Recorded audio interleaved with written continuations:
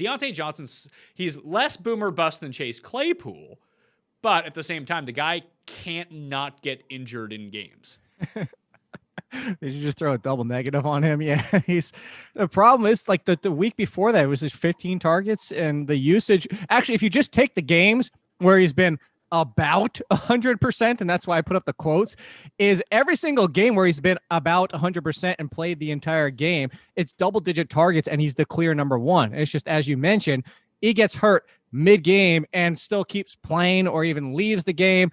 It feels like that one Julio Jones season where it was every single week Julio Jones had a foot issue. It was a foot issue. Bangs up his toe, bangs up his ankle, bangs up this, that. So it kind of feels like that season. Diontae Johnson is kind of like you have to play him and just hold your nose. Hopefully he makes it through the game 100%. I think you have to play all your Steelers receivers this week. Probably not James Washington, but Claypool, Juju, and Diontae Johnson. Like, this is the best matchup they're going to get all year. Roll the dice, and hopefully your receiver isn't the one who craps out. But I have no idea who that's going to be.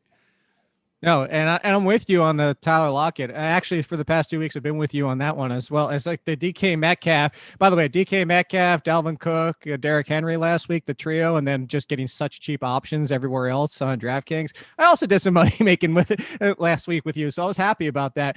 And the reason I say that is not to be like, oh, I made some money like you did, but Tyler Lockett, what do we talk about the Bills this entire season? Over the middle of the field, the intermediate slot route guys is where they get just destroyed. And that's Tyler Lockett, not DK Metcalf. Yeah, you can't bench Metcalf just because Tre'Davious White is likely to shadow him because his touchdown potential is just so high and he's a freak that he might just stiff arm Tre'Davious White out of the way and run for 80 yards. That's always on the table. But like if Jamison Crowder is the type of receiver that kills the Bills, then Tyler Lockett is the advanced version of that.